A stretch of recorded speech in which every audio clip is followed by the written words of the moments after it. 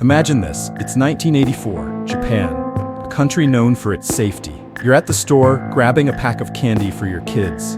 But what you don't know is that a mysterious group called the Monster with 21 Faces has laced that candy with cyanide. One bite could kill you. This isn't fiction, this actually happened. For 17 months, the Monster with 21 Faces terrorized Japan, kidnapping executives, extorting millions, and threatening the public with poisoned candy. And the scariest part? They were never caught. Who were they? Why did they do this? Let's unravel this chilling mystery together. If you're ready for a wild ride, smash that like button, hit subscribe, and let's get started. To understand this case, we need to go back to 1984 Japan. This was a time of economic boom. Japan was a global powerhouse, with companies like Toyota and Sony dominating the world stage. But beneath the surface of progress, there was tension. The pressure to succeed was intense, and corporate competition was cutthroat. Two companies at the heart of this story were Ezaki Glico and Morinaga, giants in Japan's confectionery industry. Glico was famous for Pocky, those chocolate-dipped biscuit sticks we all love, and their iconic Running Man logo on the Tokyo skyline. Morinaga, on the other hand, was a household name for milk caramels and chocolates, a staple in every Japanese home. These companies weren't just businesses, they were symbols of Japan's post-war success. But in 1984, they became targets in one of the most bizarre crime sprees in Japanese history. It all started with a man named Katsuhisa Ezaki, the president of Glico. On the night of March 18, 1984, Katsuhisa Ezaki was at home in Nishinomiya, a quiet suburb near Osaka. It was around 9 p.m. when two masked men broke into his house. They tied up Ezaki's wife and mother, threatened them with a gun, and dragged Ezaki out of the bath, completely naked. They threw him into a car and sped off into the night. Can you imagine the terror? One minute you're relaxing at home, the next you're being kidnapped by armed strangers. Ezaki's family was left in shock, but the kidnappers weren't done. They demanded a ransom of 1 billion yen, about $4 million at the time, and 100 kilograms of gold bars. But here's where it gets strange. Just 3 days later, on March 21st, Ezaki managed to escape. He was found wandering near a warehouse in Ibaraki Prefecture, shaken but unharmed. The kidnappers had fled, and the ransom was never paid. You might think that was the end of it, but it was only the beginning. Soon after, a letter arrived at Glico's headquarters, written by someone calling themselves the Monster with 21 Faces. The name came from a fictional villain in a popular Japanese detective series, but this was no story. On the 8th of April 1984, the Monster with 21 Faces sent a letter to police, and it was packed with details that sent chills down investigators' spines. Here's what it said. To Japanese police fools, are you stupid? There's so many of you, what on earth are you doing? If you are real pros, try catching me. There's too much handicap, so I will give you a hint. There's no fellows in the Ezaki's relatives. There's no fellows in Nishinomiya police. There's no fellows in Flood Fighting Corps.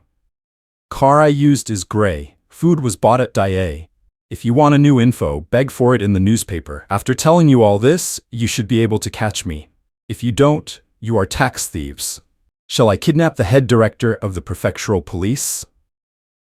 The Monster was taunting the police, calling them fools and tax thieves, and daring them to catch them.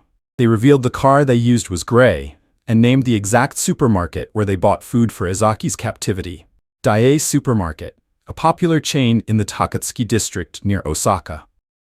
They claimed there were no accomplices among Ezaki's relatives, the Nishinomiya police, or the local flood fighting corps, almost like they were toying with the authorities, giving them just enough to keep them guessing. This letter sent the police into a frenzy.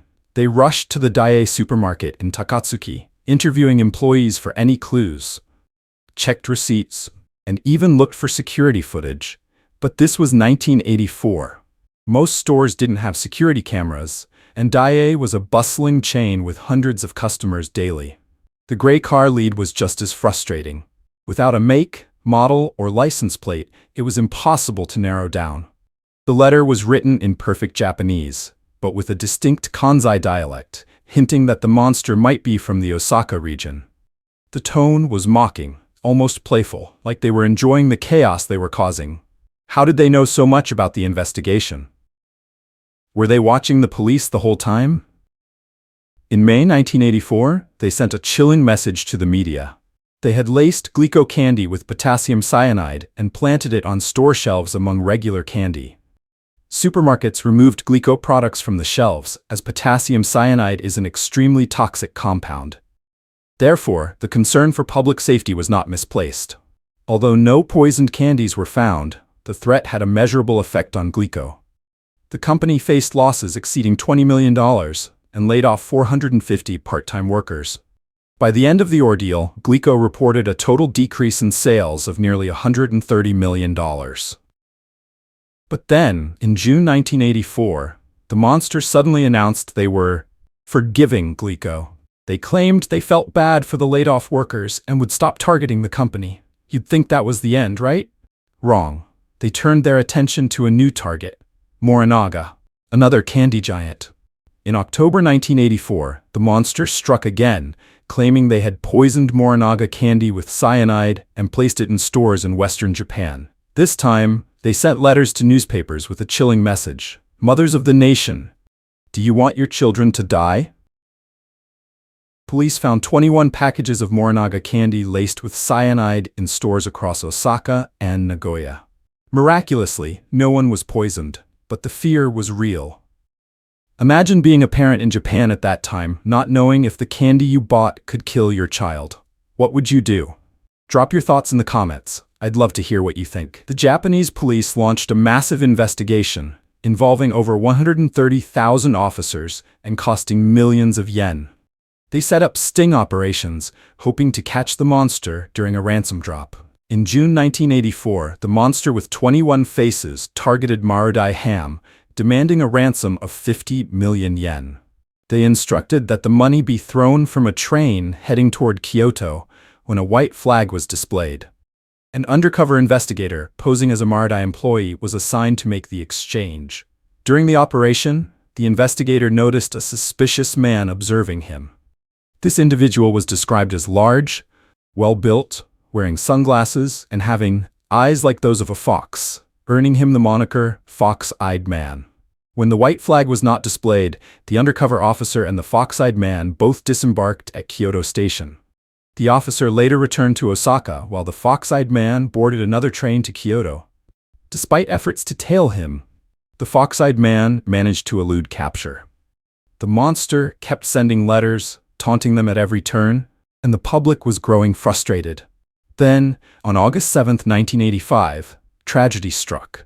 Shoji Yamamoto, a 59-year-old police superintendent from Shiga Prefecture who had been leading the investigation, was removed from the case and reassigned to the National Police Agency.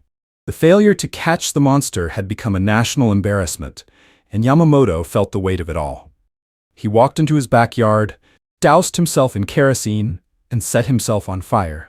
He died by self-immolation. Yamamoto's death sent shockwaves through Japan. Suicide in Japanese culture, especially among older generations, can be seen as a way to reclaim honor after failure. But this was a stark reminder of how deeply this case had affected everyone involved. The public was outraged, and the police were under more scrutiny than ever. But just 5 days later, on August 12th, the monster with 21 faces sent their final letter to the media, and it was chilling.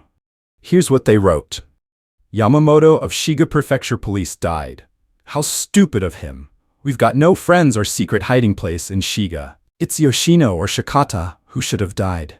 What have they been doing for as long as 1 year and 5 months? Don't let bad guys like us get away with it. There are many more fools who want to copy us. No career Yamamoto died like a man, so we decided to give our condolence. We decided to forget about torturing food-making companies.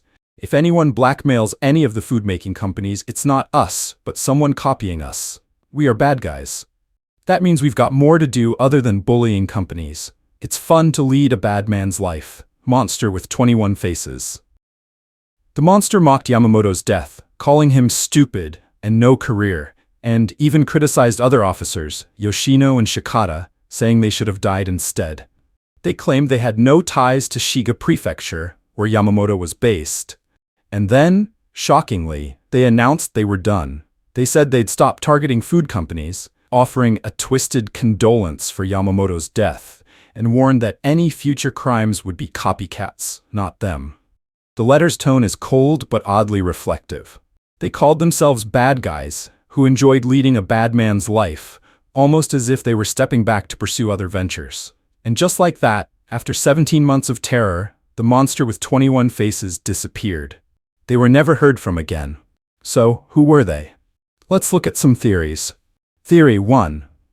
The monster was a group of disgruntled employees or former workers from Glico or Morinaga, seeking revenge for being fired or mistreated. This makes sense because they seem to know a lot about the company's operations, like where to hit them hardest.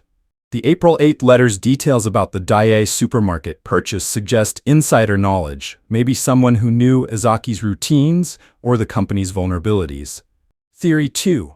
It was organized crime, possibly the Yakuza, Japan's notorious mafia. The Yakuza were active in the 1980s and extortion was their specialty. But the monster's playful tone, like in the April 8 and Yamamoto letters, and lack of violence beyond the kidnapping don't quite fit the Yakuza's usual methods. Theory 3. Some believe it was a lone genius, a mastermind with a grudge against corporate Japan. The monster's letters, including the Yamamoto one, were written in perfect Japanese, but with a Kansai dialect, suggesting they might have been from the Osaka area. Could it have been one person orchestrating it all? Someone cunning enough to vanish without a trace? What's your theory? Drop it in the comments. I'm curious to hear what you think. The Glico-Morinaga case left a lasting scar on Japan. After the monster's final letter in August 1985, they vanished, and the case went cold.